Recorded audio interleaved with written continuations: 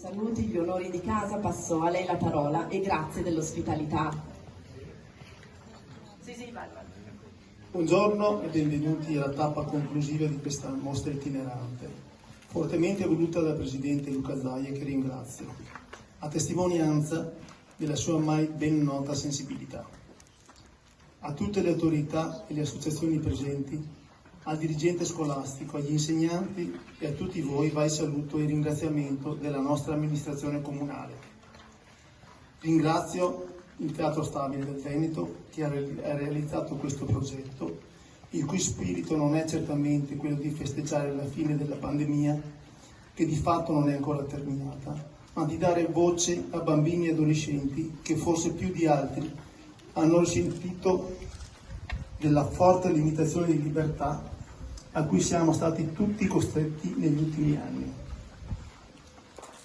I disegni, le lettere e gli elaborati inviati dai ragazzi durante i difficili mesi di pandemia sono stati raccolti a testimonianza della loro resilienza e dell'impegno di tutti coloro che si sono adoperati per la comunità.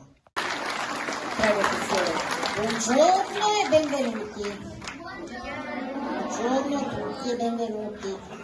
In questo che è, come è stato detto, la tappa conclusiva di un viaggio che abbiamo fatto in giro per il Veneto per ricordarci cosa è stata e cos'è tuttora la pandemia, cos'è stato il Covid, ma soprattutto per mettere in mostra i vostri lavori, i vostri disegni, quelli che ci avete mandato soprattutto nei primi 2 anni, quando è iniziato tutto questo.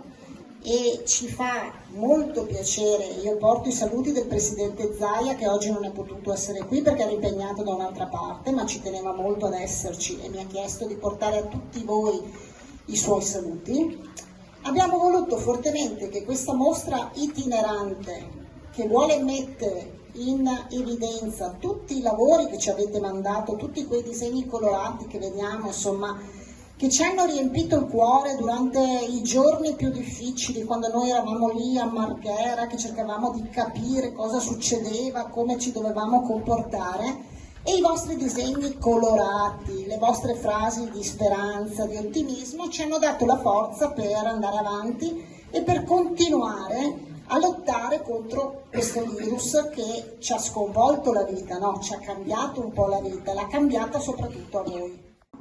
Dove tutto è iniziato qui nel vostro comune, con la prima persona che purtroppo ha incontrato questo brutto virus e con la prima comunità, la vostra, il vostro comune, che subito ha dovuto mettere in atto delle azioni che mai avremmo pensato, no?